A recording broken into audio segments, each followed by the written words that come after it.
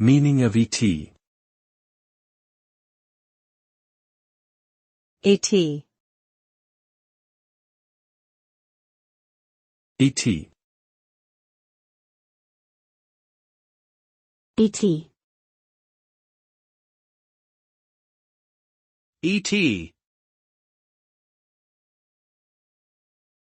ET is an acronym that can have multiple meanings depending on the context. One of the most common meanings is Eastern Time, which refers to the time zone used by the eastern part of North America.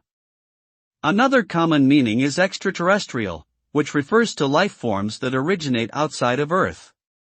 ET can also stand for estimated time, indicating a time that is not exact but rather an approximation. Finally, ET can be used as an abbreviation for various organizations or titles like Energy Transfer or Executive Team.